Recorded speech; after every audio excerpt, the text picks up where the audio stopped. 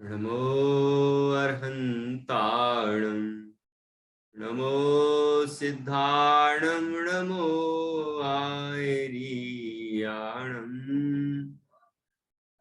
नमो अचायाणं नमो लोये सौसाहुणम् मंगलम भगवान वीरो मंगलम गौतमो गणी मंगलम कुंद कुंदाद्यो जैन धर्मोस्तु मंगलम सर्व मंगल मांगल्यम सर्व कल्याण कारकम प्रधानम सर्व धर्माणां जैनम जयतु शासनम जैनम जयतु शासनम।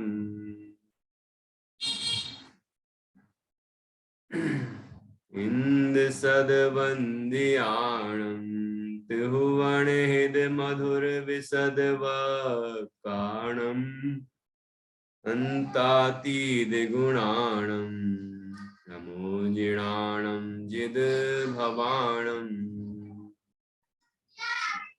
अभिवंद्योण शिरसा पुनर्भव कारणं महावीरम् ते सिंपयत् भंगम मुखस्य वोच्छामि।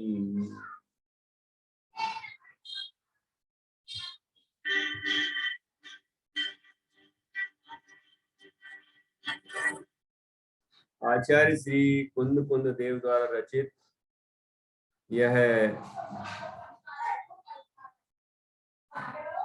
पंचास्तिकाय संग्रह परमागम है। इसका दूसरा अधिकार चल रहा है, जिसे आचार्य ने द्वितीय श्रुत स्कंद कहा है।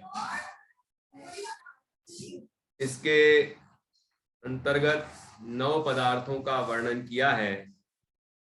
उसके बाद फिर मोक्ष मार्ग का निरूपण भी आएगा। उसे अलग अधिकार भी समझ सकते हैं और इसी के अंतर्गत भी समझ सकते हैं, वो अलग प्रकरण है। परंतु मोक्ष मार्ग का बीज ये 9 पदार्थ हैं। ये चर्चा इस अधिकार के प्रारंभ में ही की थी। इस अधिकार में हमने अभी तक जीव पदार्थ, अजीव पदार्थ, पुण्य पदार्थ, पाप पदार्थ और आश्रव पदार्थ तक की चर्चा कर ली। इन 5 पदार्थों की चर्चा हुई है। अब इसके बाद संवर पदार्थ का व्याख्यान यहां से प्रारंभ होता है। यहां हमने जो पुण्य और पाप और पुण्याश्रव पापाश्रव में विषय पढ़ा है, उससे हमें ये समझना है कि जीव के अंदर जो पुण्य का परिणाम पैदा होता है वो पुण्य कर्म का आश्रय करता है, लेकिन पुण्य की भूमिका में ही जीव उस पुण्य से भी पार होकर समस्त कर्मों से मुक्त हो सकता है। पुण्य की भूमिका में जीव स्वाध्याय करता है, भगवान जिनेंद्र के दर्शन भक्ति आदि करता है, पंच परमेष्टि की आराधना करता है। ये जो स्वाध्याय करता है, ये सब जो कार्य करता है, ये सब शुभ परिणाम की भूमिका है। और इस भूमिका में जीव देहादिक से भिन्न अपने शुद्ध चैतन्य तत्व का अनुभव करे तो शुद्ध भाव प्रकट हो जाता है। अर्थात पाप का तो पहले ही उल्लंघन कर दिया था। अब पुण्य की भूमिका में जीव ने भेद विज्ञान का अभ्यास किया और स्वरूप की अनुभूति पूर्वक शुद्ध भाव में प्रवेश कर लिया, मोक्ष मार्गी हो गया और शुद्ध भाव रूप परिणमन कर गया। और इसी शुद्ध भाव रूप परिणमन करते हुए जीव मोक्ष की प्राप्ति करता है। इसलिए हमें सबसे पहले ये समझना है कि सब तरह का पाप भाव छोड़ देना चाहिए। वह पाप भाव कितने तरह का है ये सब हमने समझा है। वह मोह रूप है, वह द्वेष रूप है, और विषयानुराग रूप है, अप्रशस्त भाव है, विषयानुराग है, और भी अनेक तरह से हमने चर्चा यहाँ पर इसके पहले समझी ही है। जितने तीव्र कसाय रूप परिणाम हैं सब पाप भाव है, उनके अलग अलग प्रकार हैं। उन सबका अभाव होने पर, अर्थात पुण्य और पाप दोनों तरह के परिणाम नहीं होने पर जीव को संवर भाव उत्पन्न होता है।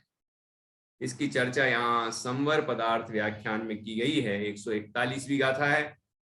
पाप के संवर का कथन, सबसे पहले पाप के संवर का कथन किया गया, क्योंकि पाप का संवर होगा और उसके बाद ही पुण्य का भी संवर होगा, और जीव सर्व कर्मों का संवर करेगा, मतलब कर्मों के नए कर्मों का आना रुक जाएगा, और फिर उसी शुद्ध भाव से पूर्व में बंधे हुए कर्मों की निर्जरा करेगा, और इससे वह मोक्ष की प्राप्ति करेगा। यही विधि है। तो देखिए 141वीं गाथा है, इसमें पाप के संवर का कथन किया गया है। देखेंगे हम किस तरह पाप का संवर होता है।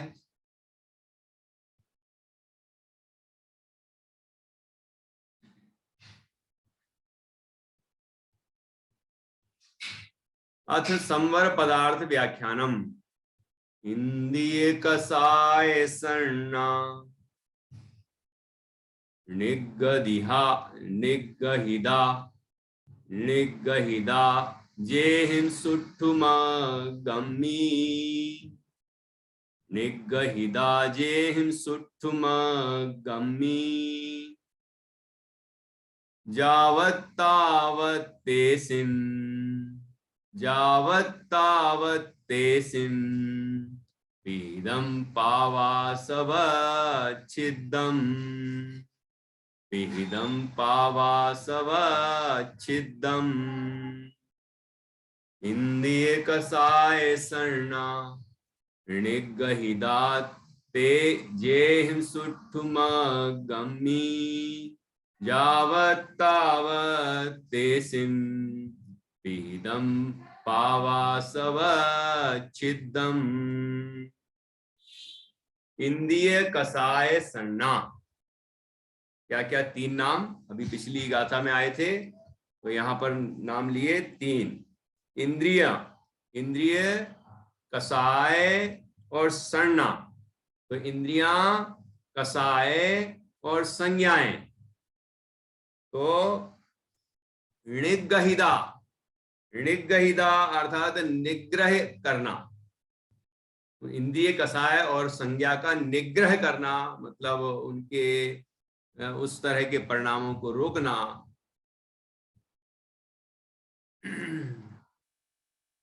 जेहिम सुट्ठुमगम्ही, जेहिम अर्थात जिसमें, सुट्ठुमगम्मी या जो, जो सुट्ठुमगम, सुट्ठु मतलब सम्यक, अच्छे, भली भांति,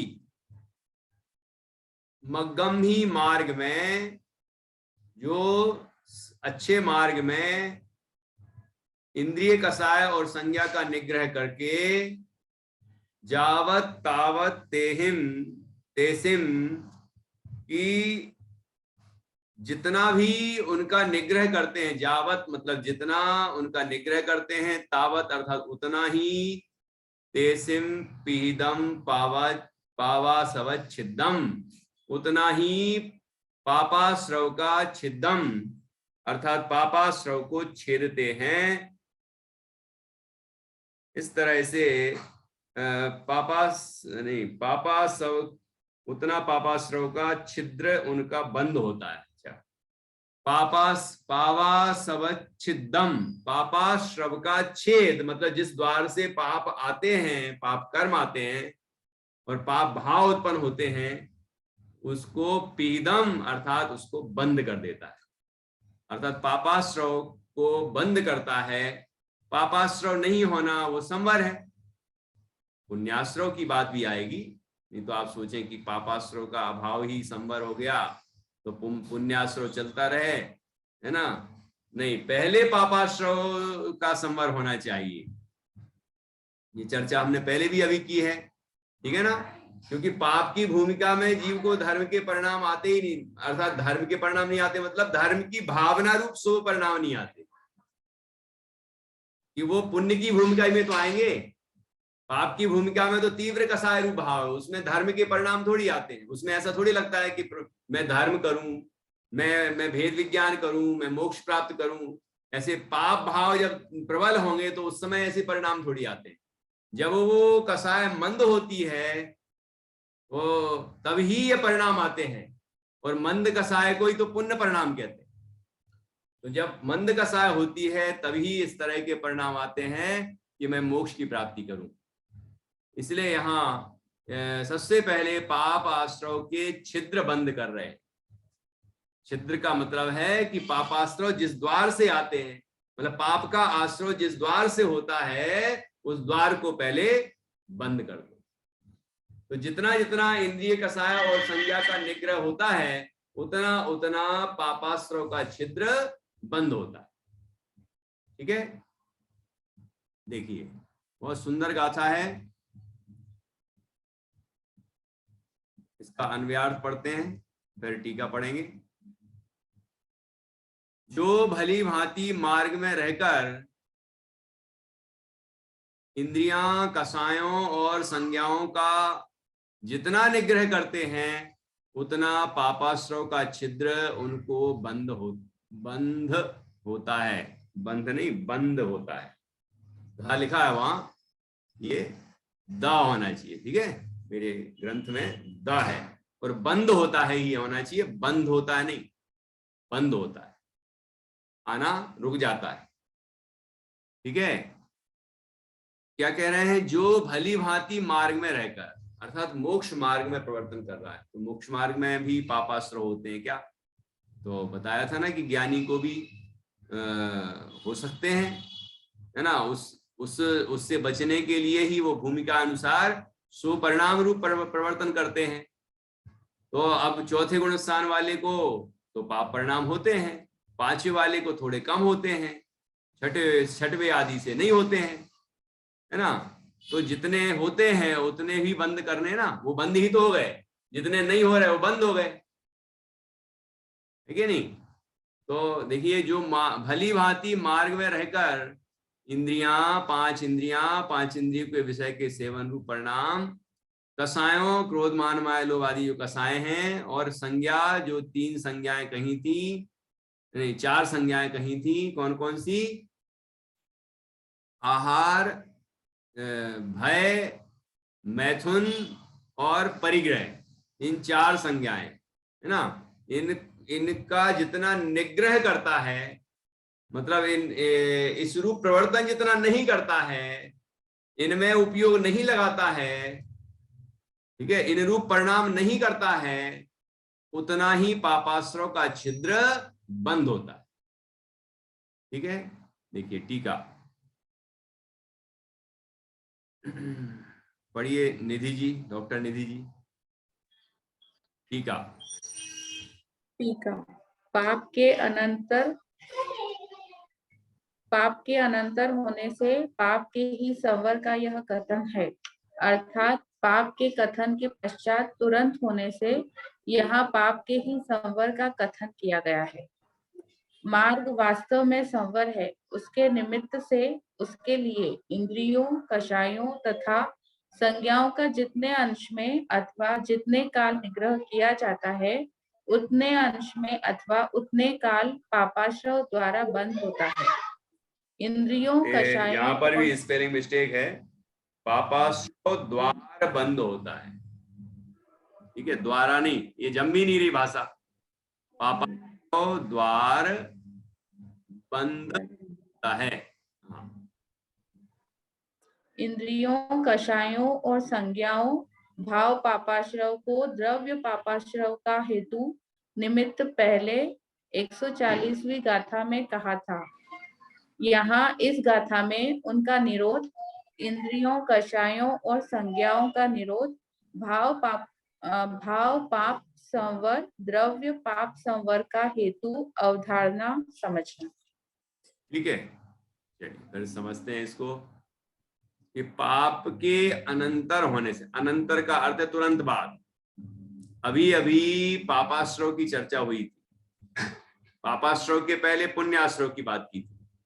तो पापाश्रव के जो हेतु बताए थे और उन हेतुओं से द्रव्य पापाश्रव होता है वो भी बताया था। तो पापाश्रव की चर्चा की थी, तो आचार्य सबसे पहले कहते हैं इन पापाश्रव के द्वार को बंद कर दो। ठीक है, तो पाप के अनंतर होने से पाप के ही संवर का यह कथन, अर्थात पाप के कथन के पश्चात तुरंत होने से यहाँ पाप के ही संवर का कथन किया गया है। मार्ग वास्तव में संवर है। देखो, मार्ग, मोक्ष मार्ग संवर निर्जरा रूप होता है, तो संवर पूर्वक की निर्जरा वो मोक्ष मार्ग है। ठीक है, इसलिए यहाँ भली भांति मार्ग में प्रवर्तन करते हुए, अर्थात संवर भाव रूप प्रवर्तन करते हुए, तो संवर भाव रूप प्रवर्तन कर रहे हैं, तो सबसे पहले किसका संवर करें? ये पाप का संवर करें। ठीक है, अब जैसे मुनिराज हैं तो उनके पहले पाप का ही तो संवर, महाव्रत है, ये क्या है? पाप का संवर है। हिंसा का पूर्ण त्याग, वो अहिंसा महाव्रत। झूठ का पूर्ण त्याग, सत्य महाव्रत। तो ये क्या है? ये पाप का ही तो, पाप से ही तो मुक्त हुए। तो महाव्रत तो पुण्य रूप है। अब पुण्य रूप प्रवर्तन करते हुए फिर वो क्या करते हैं कि महाव्रत रूप आचरण तब करते हैं जब वो शुद्धोपयोग में नहीं रहते। तो मूल में तो शुद्धोपयोग की प्रतिज्ञा करते हैं, परम सामायिक की प्रतिज्ञा करते हैं, वो ही उनका मूल लक्ष्य है। उसके लिए उसके साधक रूप में, अर्थात निमित्त रूप में ये महाव्रत आदि हैं, सब मूल गुण हैं, है ना, बाह्य तप हैं, ये सब चीजें उसी के निमित्त भूत हैं, ये सब चीजें। तो ये पहले तो पाप का त्याग किया, इसलिए 79वीं गाथा में, प्रवचन सारथी की 79वीं गाथा में चत्ता पावारंभा ऐसा लिखा है कि सब प्रकार के पापाश्रव का त्याग कर दिया है। लेकिन गलती क्या कर रहा है जीव कि पुण्याश्रव में सुख बुद्धि कर रहा है, तो उसके मोह बाकी है ऐसा। लेकिन यहां पर वो बात नहीं, यहां पापाश्रव से मुक्त होने की बात कर रहे हैं और कह रहे हैं वो संवर रूप मार्ग में चल रहा है। तो अर्थात ये मिथ्यात्व नहीं है, ये मार्ग में चल रहा है, वो सम्यक दृष्टि है। मार्ग तो उसको कहते हैं सम्यक दर्शन, सम्यक ज्ञान, सम्यक चारित्र की एकता को। ठीक है, तो यहाँ पर विषय अलग है, लेकिन वहां मैं ये कहना चाह रहा था कि चत्ता पावारंभा, कि पापारंभ का जिसने पूर्णतया त्याग कर दिया, तो पुण्यारंभ में पुण्य भाव रूप परिवर्तन कर रहा है ना। लेकिन भेद विज्ञान नहीं करेगा तो क्या होगा? तो संवर कहां से होगा? मार्ग में कैसे आएगा जीव? तो यहाँ पर मार्ग में चल रहा है और उसने पापारंभ को छोड़ दिया है ना। पाप के जो द्वार हैं उसको बंद कर दिया है। पाप के द्वार कौन कौन से हैं वो भी यहाँ बताया। देखिए, मार्ग वास्तव में संवर है, उसके निमित्त से अर्थात उसके लिए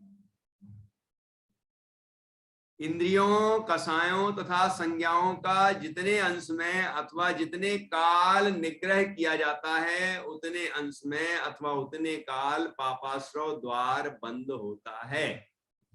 क्या अर्थ हुआ कि इंद्रियों, कषायों या संज्ञाओं का जितने अंश में, चारों संज्ञाओं का जितने अंश में, जितना जितना जितना जितना जितना ये इंद्रिय कषाय और संज्ञाओं का निग्रह हुआ है, उतने अंश में पापाश्रव का द्वार बंद हुआ है। और जितने काल, जितने अंश में और जितने समय तक ये पापाश्रव, जितने समय तक इन इंद्रिय कषाय और संज्ञाओं का निग्रह होगा, उतने अंश में और उतने काल में पापाश्रव का द्वार बंद होगा। ख्याल में आया कि नहीं आया? मतलब जैसे जीव को अभी हिंसा, झूठ, चोरी, कुशील, परिग्रह, पांचों पाप चल रहे हैं। उस जीव ने क्या किया कि एक देश हिंसा आदि का त्याग कर दिया। तो अहिंसाणुव्रत, सत्याणुव्रत, अचौर्याणुव्रत, ब्रह्मचर्याणुव्रत, परिग्रह, परमाणुव्रत, ये हो गए ना 5 अणुव्रत, मतलब श्रावक की भूमिका। इसमें 5 अणुव्रतों का पालन किया। तो जितने अंश में पाप से मुक्त हुआ उतने अंश में पाप का संवर हुआ कि नहीं। वो जितने, अब कुछ ऐसे भी नियम होते हैं कि जो जैसे देश व्रत होता है, दिग्व्रत के बाद देश व्रत।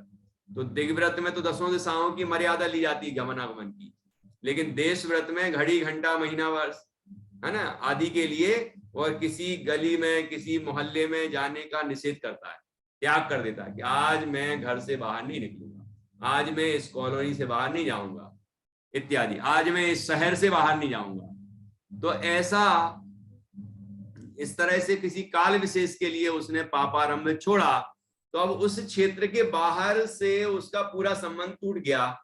अब वहां से ना फोन अटेंड करेगा, ना वहां पर फोन करेगा, ना वहां जाएगा, ना वहां से किसी को बुलाएगा। उससे बाहर के सब पदार्थों से संबंध ही नहीं रहा। एक तरह से उसे जितनी क्षेत्र की मर्यादा ली है उसके बाहर का महाव्रती कहा है रत्नगण सावकाचार्य जी, क्योंकि उसके बाहर के क्षेत्र से तो उसका कोई संबंध ही नहीं है, उसका त्याग कर दिया।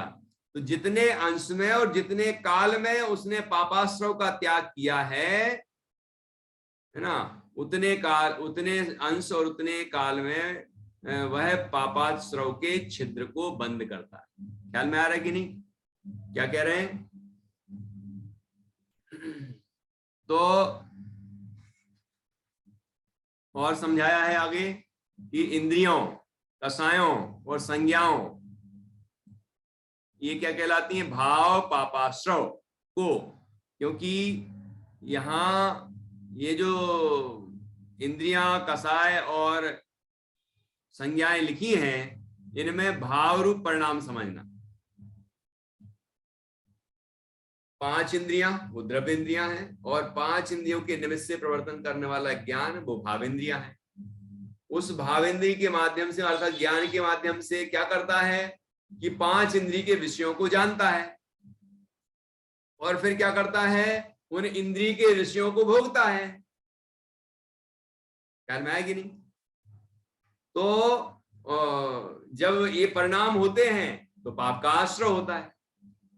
ऐसी कषाय में, कषाय होती है, देखो एक तो कषाय कर्म भी है, लेकिन उसके निमित्त से होने वाला जीव का विकारी परिणाम, क्रोध, मान, माया, लोभ इत्यादि विकार होते हैं ना हमारे अंदर। तो वो जो विकारी परिणाम हुए तीव्र रूप से, तो वो पाप भाव है। ठीक है। और ऐसे ही जो संज्ञाएं हैं, आहार संज्ञा, ठीक है, भय संज्ञा, मैथुन संज्ञा और परिग्रह संज्ञा, इस तरह के जो परिणाम हैं, ये जीव के परिणाम, ये सभी परिणाम पापाश्रव हैं, भाव पापाश्रव। ये जीव को उत्पन्न हुए, आए हैं ना भाव, ये आए हैं, ये भाव उत्पन्न हुए हैं, इसलिए भाव पापाश्रव हैं। और उसके निमित्त से द्रव्य पापाश्रव होता है, मतलब कर्मण वर्गणाएं कर्म रूप से परिणत होती हैं और आत्मा के प्रदेशों में आती हैं, तो उसको कहते हैं द्रव्य पाप आश्रव। आश्रव मतलब आए, कर्म आए, पाप कर्म आए, क्योंकि पाप भाव से पाप कर्म आते हैं। ठीक है। तो यहाँ क्या कहते हैं, इंद्रियों, कषायों और संज्ञाओं भाव पापाश्रव को, इन सब रूप भाव पापाश्रव को द्रव्य पापाश्रव का हेतु कहा है। अर्थात इस तरह के जो भाव होते हैं उससे द्रव्य पापाश्रव होता है। ठीक है। ये जीव जब भाव, इस तरह के भाव करेगा, पाप भाव करेगा तो ही पाप का आश्रय होगा। पाप भाव नहीं करेगा तो पाप का आश्रय कैसे होगा? ठीक है ना। यहां उनका निरोध, अर्थात इंद्रियों, कषायों और संज्ञाओं का निरोध, निरोध मतलब उसको रोकना, अच्छी तरह से रोकना। अर्थात इन पांच इंद्रिय के विषयों की तरफ जो हमारा ज्ञान बर्बाद हो रहा है, हमारे मन में जो उसके भोगने के परिणाम उत्पन्न हो रहे हैं, वो रुक जाएं। ऐसे ही क्रोध मान माया लोभ आदि जो तीव्र कसाएं हैं, ये कसाय रूप परिणाम रुक जाए, मतलब कसाएं उत्पन्न ना हो। ऐसे ही संज्ञाएं जो हैं, आहार भय मैथुन परिग्रह संज्ञाएं, इन रूप परिणाम ना हो तो उसको कहते हैं कि इनका निरोध करना। इच्छा निरोधा तपः, इच्छाओं का निरोध करना उसको तप कहते हैं। निरोध करने का तात्पर्य क्या हुआ कि इच्छाओं का उत्पन्न ही नहीं होना। ऐसा नहीं करते कि आ रही है इच्छा, रुको रुको, नहीं नहीं, मत मत, नहीं, ऐसे भाव नहीं करना हमें, इसको नहीं कहते निरोध। जैसे गुस्सा आ रहा है, नहीं नहीं नहीं, अपन को ऐसा नहीं बोलना, ऐसा नहीं करना, उसको नहीं मारना, ऐसा नहीं कर, ये इसको थोड़ी निरोध कहते हैं क्रोध का। क्रोध तो उत्पन्न हो ही गया, इच्छाएं तो उत्पन्न हो ही गई, विकार तो उत्पन्न हो ही गए, उसका जो बाहर में प्रतिक्रिया है वो कदाचित कम हो ना हो, वो अलग विषय है, लेकिन परिणाम तो यहां हो ही चुका ना, तो पाप का आश्रय तो होगा। तो जैन दर्शन हमें वो कला सिखाता है कि जिससे हमें ये विकार उत्पन्न ही ना हो। ठीक है ना? जब जीव अपना उपयोग पंच परमेष्टि की आराधना में लगाएगा, स्वाध्याय में लगाएगा, आत्मचिंतन में लगाएगा, भेद विज्ञान में लगाएगा, तो फिर पाप भाव रूप परिवर्तन कैसे होगा? पाप भाव होंगे ही नहीं। ख्याल में आया कि नहीं आया? तो ये उपाय है इन विकारों से मुक्त होने का, कि ऐसा हम उपाय करें, हमारा उपयोग ऐसी जगह लगाएं कि ये पाप भाव उत्पन्न ही ना हो। ठीक है?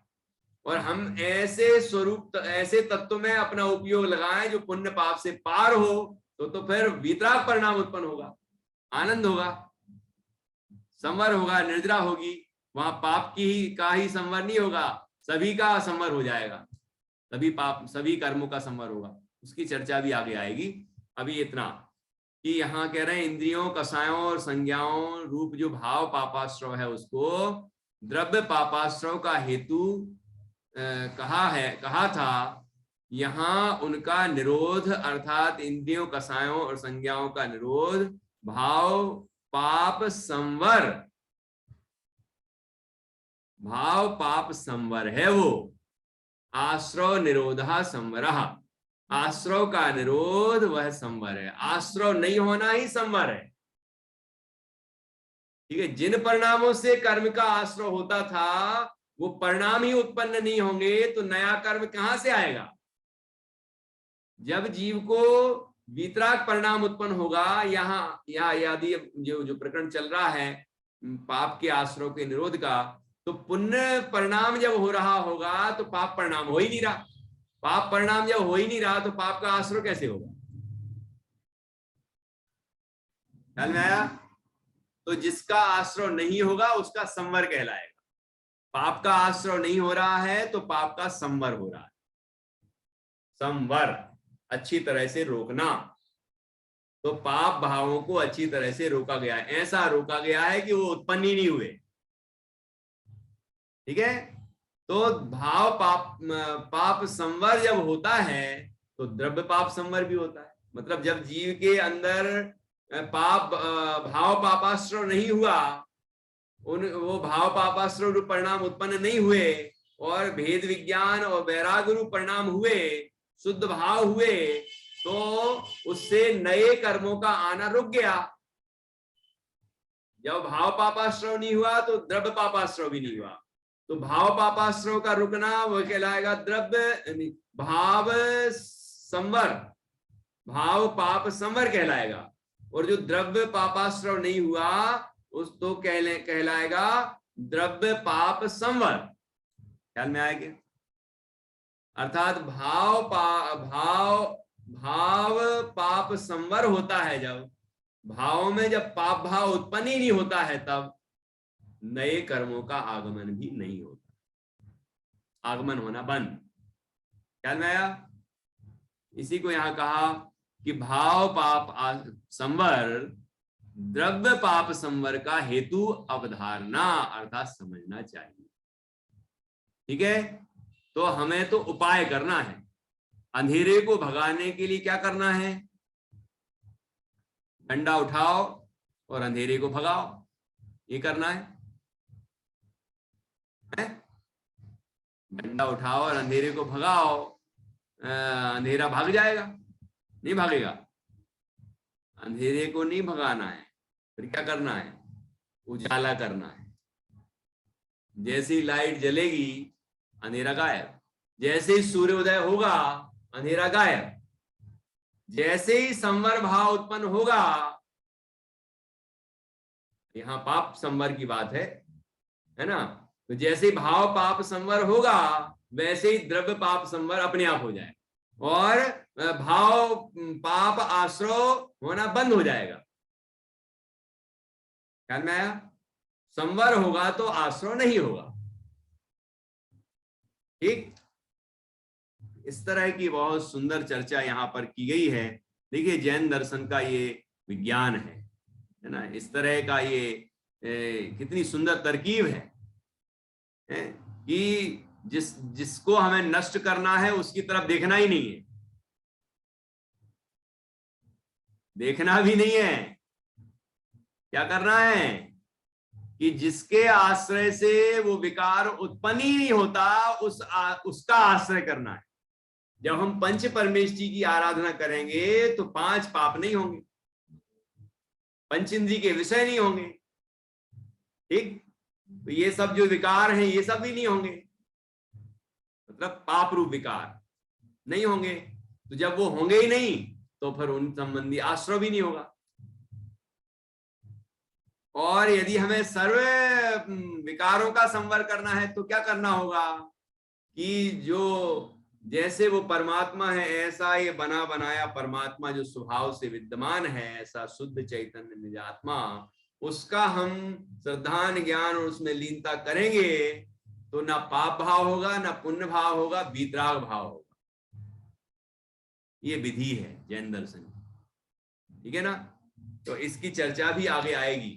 अभी 141वीं गाथा में पाप संवर की चर्चा की है ना।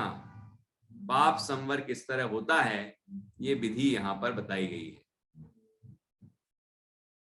ठीक है, ये गाथा हमारी हुई पूर्ण 141।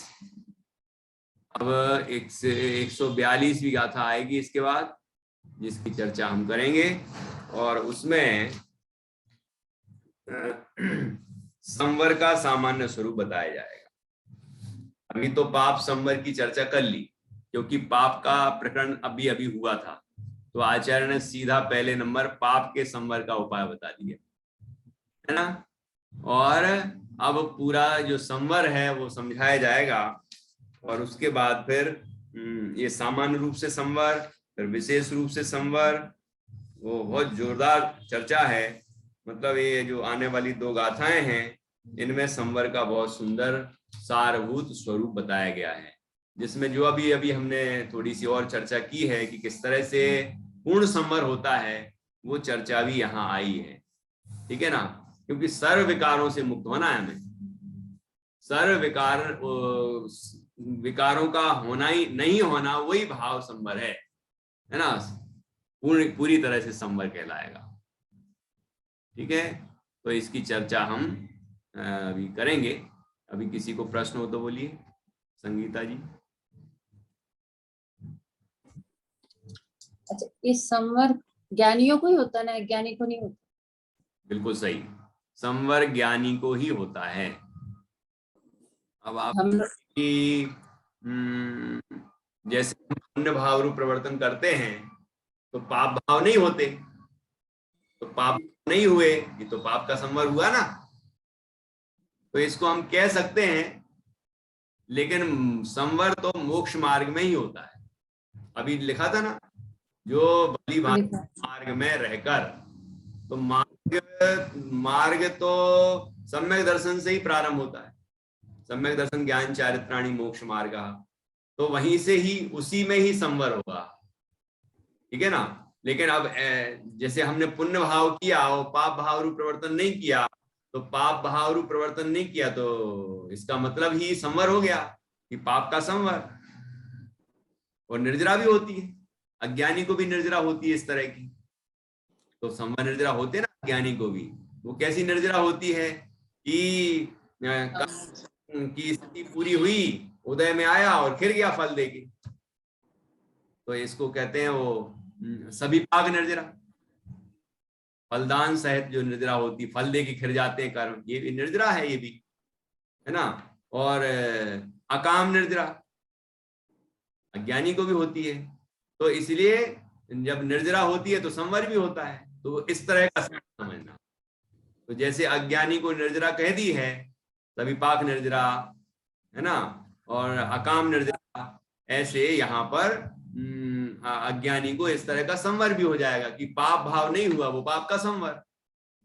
पुण्य भाव रूप प्रवर्तन करेगा तो पाप भाव रूप प्रवर्तन नहीं हुआ, उसका नाम पाप का संवर, ऐसा कह सकते हैं। वस्तुतः तो मोक्ष मार्ग में ही संवर पूर्वक निर्जरा होती है और वही मोक्ष का कारण होती है। तो उस भाव को हमें प्रकट करने का उद्यम करना चाहिए। ठीक है, आप कहें तो अपन अगली गाथा भी लें, नहीं तो बाद में ले सकते हैं, जैसा भी विचार हो, क्योंकि अभी का समय तो हो गया। अभी है 10 मिनट तो अभी है 9 बजने में, और 10 मिनट और जाएंगे, फिर से चालू करेंगे। ठीक है, चलिए आइए फिर से।